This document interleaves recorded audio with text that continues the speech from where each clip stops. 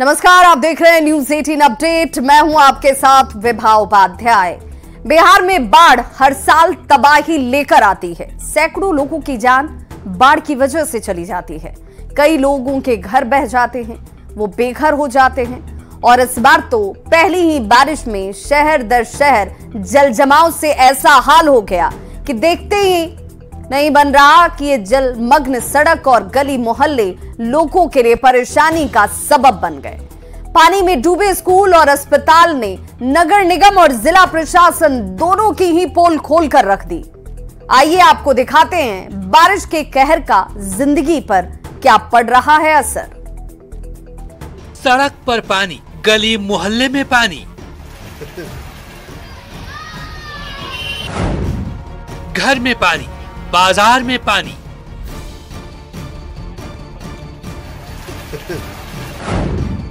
School में पानी, अस्पताल में पानी,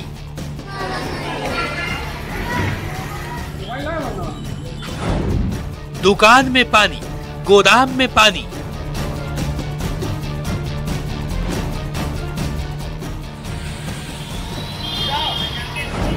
हर तरफ पानी, भारी परेशानी। तो भारी बारिश के बाद पटना सिटी में कई जगहों पर जल जमाव की वजह से लोगों की परेशानी इस वक्त बढ़ी हुई है। झमाझम बारिश ने पटना नगर निगम प्रशासन के जल निकासी के तमाम दावों की पोल खोलकर रख दी है। बारिश की वजह से अगमकुआं स्थित नालंदा मेडिकल कॉलेज अस्पताल परिसर में जल जमाव हो गया। हालांकि जैसे तैसे अस्पताल प्रशासन ने मोटर से इस पानी को बाहर निकाला, लेकिन मुख्य सड़क पर पानी जमा होने से राहगीर और मोहल्ले वासियों की परेशानी दोगुनी हो गई।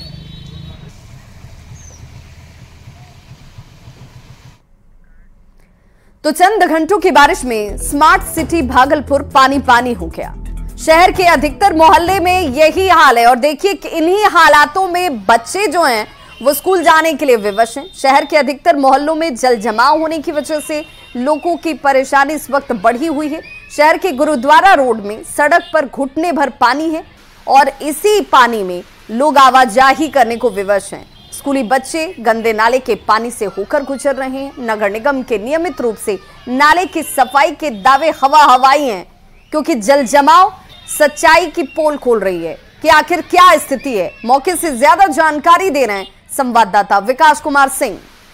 चंद घंटों की बारिश में स्मार्ट सिटी भागलपुर पानी पानी हो गया है। घंटों की बारिश ने नगर निगम की पोल खोलकर रख दी है। इस वक्त मैं भागलपुर गुरुद्वारा रोड में हूं और आप तस्वीरों में देख सकते हैं कि किस तरह से सड़कों पर पानी भर गया है और स्कूली बच्चे गंदे नाले के पानी से होकर गुजर रहे हैं। जल जमाव की स्थिति जो है वो उत्पन्न हो गई है। कैसे ये स्थिति उत्पन्न हो गई है? घंटों की बारिश में ही, आधा घंटा में बारिश में तरफ पूरा पानी भर गया। कैसे आना जाना कर रहे थे? बहुत पानी में डूब करके आ रहे जा रहे हैं। दिक्कत नहीं हो रही है? बहुत दिक्कत हो रही है, पैंट भीग जा रही है। स्कूली बच्चे, स्कूल के बच्चे का भी ड्रेस सब खराब हो रही है। क्यों ऐसी स्थिति उत्पन्न होती है? ये नाली सब जाम है, वहाँ से लेकर के दोनों तरफ का। पर घंटों की बारिश में नाली की वजह से सारा, नाली के वजह से, नाली का सफाई नहीं हो रहा है? नहीं हो रहा, सफाई नहीं हो रहा ठीक ढंग से।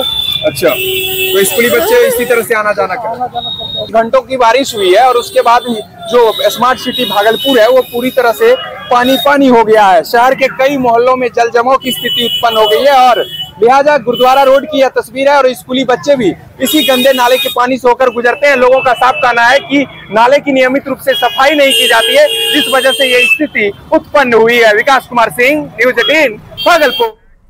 तो स्मार्ट सिटी भागलपुर की तस्वीर आपने देख ली, जो घुटने भर पानी में इस वक्त डूबा हुआ नजर आता है। बेगूसराय चलिए आपको लिए चलते हैं, जहां भारी बारिश के बाद लोगों को गर्मी से तो राहत मिली है, लेकिन परेशानियां दूसरी तरफ जल जमाव को सामने लाकर खड़ी कर देती है। बलिया अनुमंडल के भगतपुर पंचायत में देखिए, जल जमाव से लोगों की आवाजाही पर इसका सीधा असर पड़ रहा है। जल जमाव को लेकर लोगों में नाराजगी है, गुस्सा है। लोगों का कहना है कि लंबे समय से मांग के बाद भी सड़क निर्माण नहीं हुआ।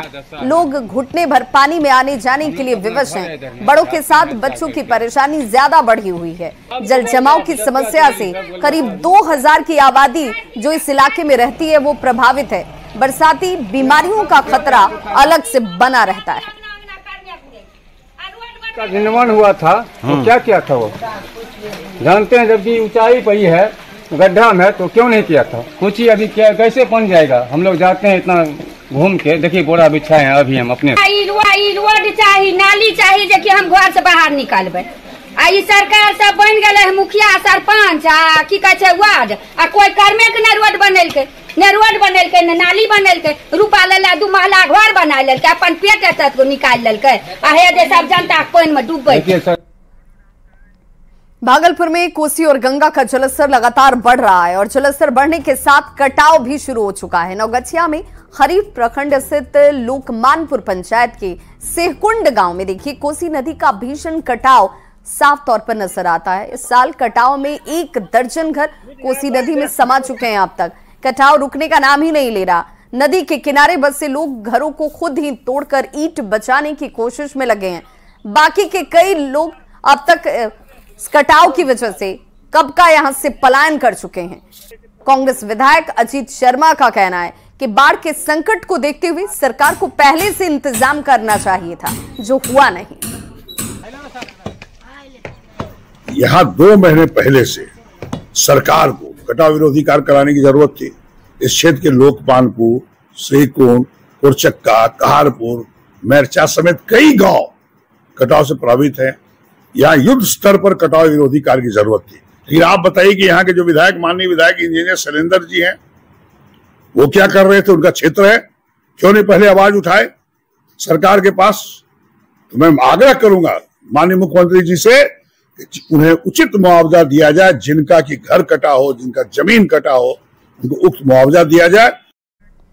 तो बिहार के कई इलाकों में बाढ़ का खतरा इस वक्त मंडरा रहा है। मुजफ्फरपुर के औराई प्रखंड की आप तस्वीर देख रहे हैं, जहां पर ज्यादातर हिस्सा इस साल बाढ़ की चपेट में आपको साल दर साल नजर आता होगा और इस बार भी एक बार फिर से वही स्थिति बन रही है। एक तरफ बागमती नदी तबाही मचाती है तो वहीं दूसरी तरफ लखनदेई और मनुष्यमारा नदी का कहर लोगों के ऊपर बरसता है। बभनगामा गांव के लोग एक साथ 2 नदियों का कहर हर साल झेलने को मजबूर हैं। बाढ़ से बचने के लिए सैकड़ों परिवार तटबंध पर साल भर विस्थापित की तरह जिंदगी जीते हैं। लोगों का यह कहना है कि अगर बांध टूट जाए तो सैकड़ों जिंदगियां भी खत्म हो जाएंगी। बभनगामा गांव से इस खबर पर ज्यादा जानकारी दे रहे हैं मुजफ्फरपुर से न्यूज़ 18 संवाददाता प्रियांक सौरभ। बिहार में मानसून के आते ही कई जिलों में बाढ़ जैसे हालात उत्पन्न हो गए हैं। इस वक्त हम मुजफ्फरपुर के औराई इलाके में हैं और जहां पर हम खड़े हैं यह औराई का बभनगामा है, जहां पर एक तरफ बागमती तबाही मचाती है तो दूसरे तरफ लखनदेई नदी जो है वह तबाही मचाती है। बाढ़ आते बुरा हो जाता है। अभी तक प्रशासन की तरफ से कोई व्यवस्था किया गया है कि नहीं? आप लोग कोई व्यवस्था नहीं और बांध पर ही आप लोग का घर बना हुआ है जी। पुराना घर कहाँ पे है? पुराना तो गांव में है। यहाँ का स्थिति बहुत बदहाल है। यहाँ दोहरी मार झेलना पड़ता है। यहाँ बागमती भी अगर जो उफान पड़ा जाए तो विस्थापित लोग है इस बांध पर शरण लिए हुआ है। और दूसरी बात जो है कि लखनदेई है तो लखनदेई भी अपने उड़ेज पर जब आता है तो सबको घर छोड़ने पर विवश कर देता है। ये स्थिति है आप लोग के साथ?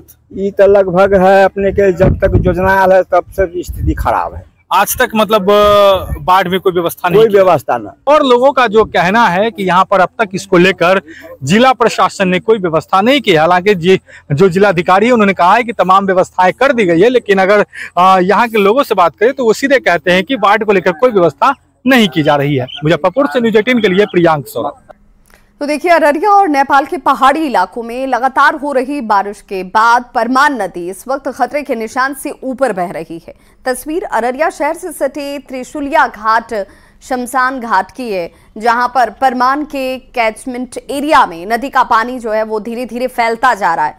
लोगों में इस बात को लेकर नाराजगी है कि त्रिशुलिया घाट पर लगातार मिट्टी खनन की वजह से नदी का पानी जो है वो काली मंदिर की तरफ बढ़ रहा है।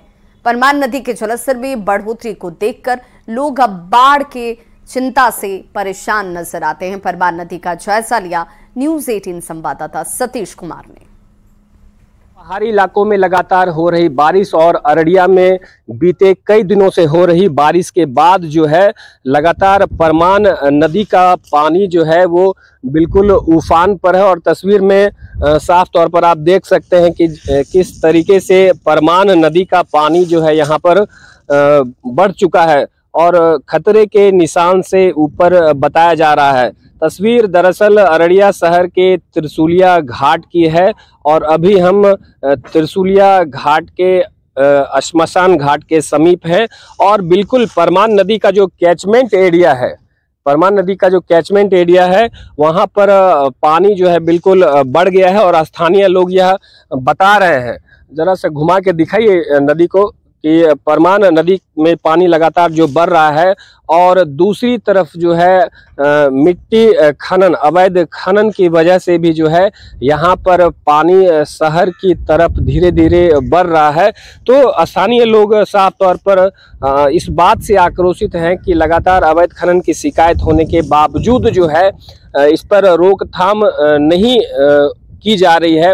बीच में कुछ दिन पहले तो पानी का कम था, लेकिन इधर से लगातार 2-3 दिन से बारिश के कारण बहुत ज़्यादा पानी बढ़ रहा है और शहर की ओर भी पानी बढ़ते जा रहा है, इसलिए कि यहाँ पे मिट्टी कटाई बहुत ज़्यादा ही हो रहा है, जिसके वजह से मिट्टी कटाई होने के कारण यहाँ पे पानी बढ़ते जा रहा है। यहाँ के लोगों में एक भय का माहौल बना हुआ है। सतीश कुमार, न्यूज़ 18 अररिया।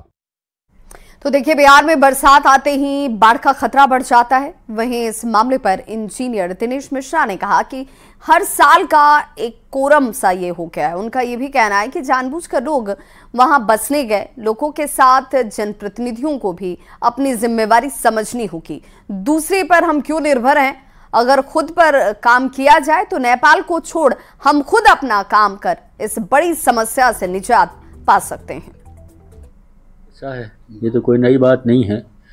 वो बाढ़ के पहले या सुखाड़ के पहले हम लोग बड़ी बड़ी बातें सुनते हैं कि इतना सींच लेंगे, इतना अनाज पहुंचा देंगे, इतना कुछ नहीं हो, सारी चीज़ें कह डालती हैं। जैसे ही बारिश शुरू हुई या बारिश डिले हुई तो सारी कलई खुल जाती है ना। तो इसको सुनिश्चित करने के लिए कि आपका क्लाइंट कौन है, क्लाइंट तो किसान है ना, और उसकी कोई ख़ास वॉइस नहीं है, तो उसको अपने हक का हिस्सा मिल पाए जो कि उसको प्रॉमिस किया। हमने कहने नहीं किए गए थे, आपने कहा कि हम ये कर देंगे तो वो कर देते हैं। आप उसका 50% कर दीजिए।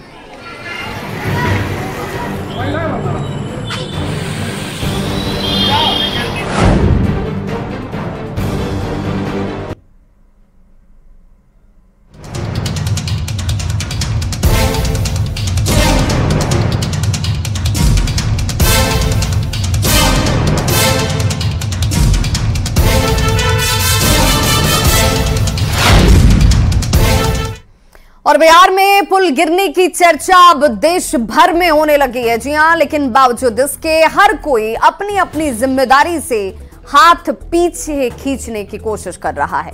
अधिकारी अलग दलील देते हैं तो निर्माण करने वाले कंपनी अपने बचाव में तकलीरें देती हुई नजर आती है। और ऐसे में कई सवाल हैं जो अब जनता पूछने लगी है। देखिए हमारी यह खास रिपोर्ट।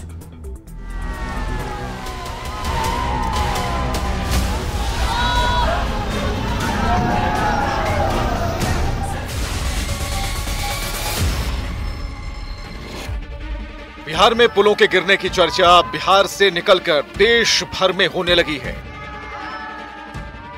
सवाल यह है कि आखिर जब सरकार पर्याप्त पैसा देती है, संसाधन भी उपलब्ध है, तो फिर क्या कारण है कि बिहार में पुल या तो बनने के दौरान ही गिर जाते हैं। अररिया के पड़रिया घाट पर 2011 से ही 18 जून को करोड़ों की लागत से बन रहा पुल भ्रष्टाचार की भेंट चढ़ गया। इसे उद्घाटन से पहले ही भ्रष्टाचार का दीमक खा गया। इसके बाद 4 अधिकारियों को निलंबित किया गया है। पुल जो है ध्वस्त हो गया और इतने दिन बीत जाने के बावजूद जो है संवेदक पर अभी तक केस रजिस्टर्ड नहीं हुआ है, कार्रवाई नहीं हुई है। लेकिन सबसे बड़ा सवाल कि जो इस पड़रिया घाट पर जो बना पुल था उस पर अभी तक कोई कार्रवाई नहीं हुई। कुछ ऐसा ही हाल हुआ पूर्वी चंपारण के घोड़ा सहन में बन रहे पुल का। ये पुल भी निर्माण के दौरान ही ध्वस्त हो गया। पुल का निर्माण धीरेन्द्र कंस्ट्रक्शन प्राइवेट लिमिटेड नाम की कंपनी ने की थी, लेकिन ये पुल उद्घाटन से पहले ही भर कर गिर गया। 10 से कम मसाला से माल बन रहा है इसमें, न यहाँ कोई इंजीनियर देखने वाला है, न कभी ठेकेदार साहब आए हैं। मुंशी के द्वारा काम हो रहा है, 10 से काम हो रहा है। सीमेंट देख लीजिए डुप्लीकेट है, गिट्टी देख लीजिए डुप्लीकेट है, बालू भी उसी तरह का मिट्टी है, आधा मिट्टी है आधा बालू है, वही सब काम हो रहा है। मामले की जांच कर रहे ढाका के एसडीएम अभिषेक श्रीवास्तव ने माना कि पुल निर्माण में अनियमितता बरती जा रही है, जिसकी उच्च स्तरीय जांच की जा रही है। ग्रामीणों से बात करने पे और यहाँ पे जो मुंशी से बात करने पता चला कि सुबह 12 से 1 के बीच में ये पुल क्षतिग्रस्त हुआ है। ये ढलाई हुई थी, नीचे सपोर्ट दिया हुआ था, किस कारण से हुआ इसकी तो टेक्निकल जांच होगी, विस्तृत जांच के बाद ही पता चल पाएगा कि इसका कारण क्या है। इसमें कोई दो राय नहीं कि पुलों के गिरने के पीछे उसके निर्माण में हुई अनियमितता और खराब मटेरियल जिम्मेदार है, लेकिन बावजूद इसके चाहे कंस्ट्रक्शन कंपनी हो या फिर इंजीनियर, हर कोई अपनी अपनी दलील दे रहा है। स्थानीय लोग हो या जनप्रतिनिधि हो, लगातार ये आरोप लगा रहे हैं कि पुल के निर्माण में बड़े पैमाने पर भ्रष्टाचार किया जा रहा है। अधिकारियों द्वारा, जो संवेदक हैं उनके द्वारा जो है लगातार पैसे का बंदरबाट किया जा रहा है। जिस तरह से बार बार पुलों के गिरने का सिलसिला जारी है, उससे न सिर्फ जनता के टैक्स के पैसे की बर्बादी हो रही है, ऐसे में सवाल उठता है कि अगर पुल हादसे में जान माल का नुकसान होता है तो उसका जिम्मेदार कौन होगा।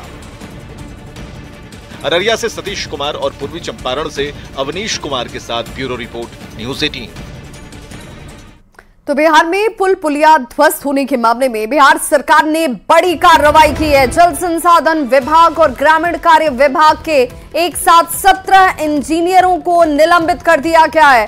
जल संसाधन विभाग के अपर मुख्य सचिव चैतन्य प्रसाद ने कहा कि जो पुल ध्वस्त हुए हैं वो सभी सीवान और सारण जिले में छाड़ी गंडकी नदी पर अवस्थित हैं।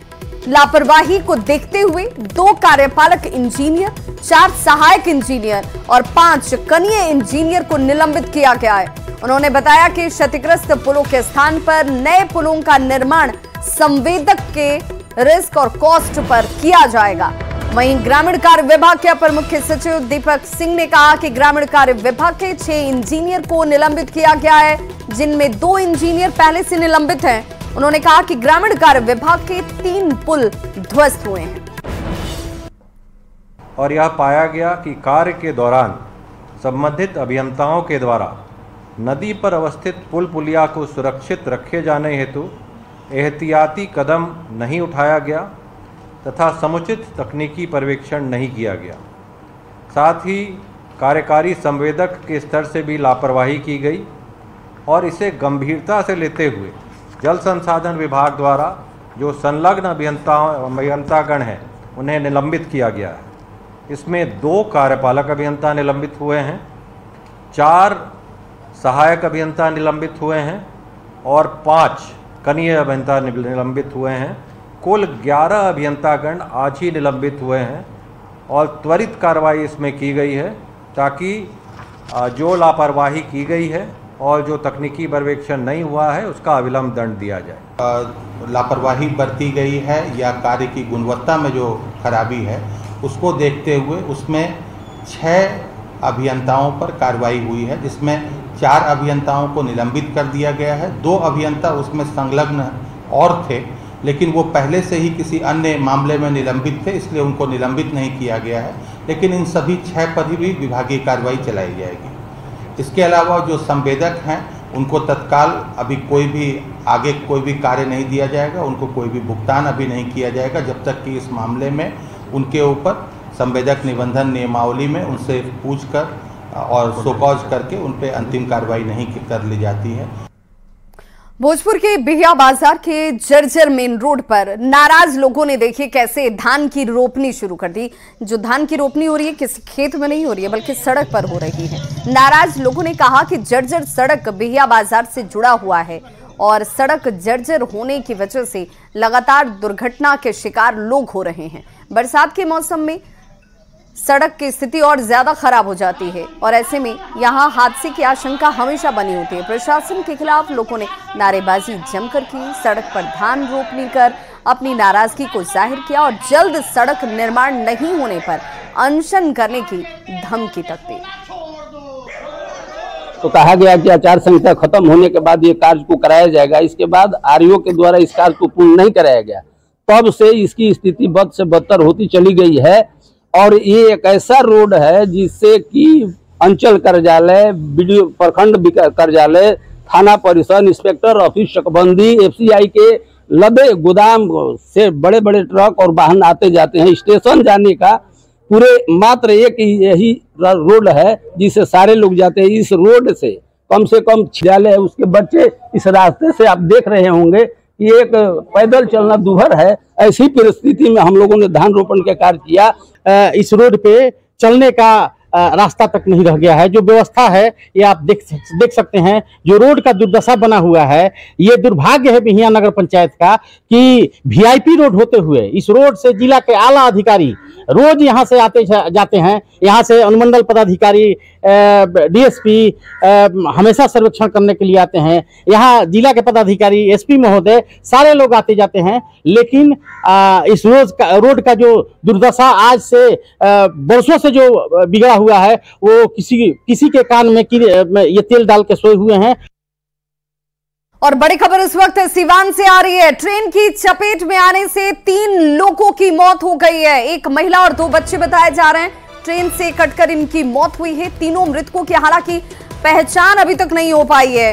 रेल पुलिस इनकी पहचान में जरूर जुट गई है। दनौंदा स्टेशन के पास यह हादसा हुआ जिनमें 3 लोगों की ट्रेन से कटकर मौत हो गई है। एक महिला और 2 बच्चे इसमें शामिल बताए जा रहे हैं। मृतकों की पहचान में इस वक्त रेल पुलिस जुटी हुई है।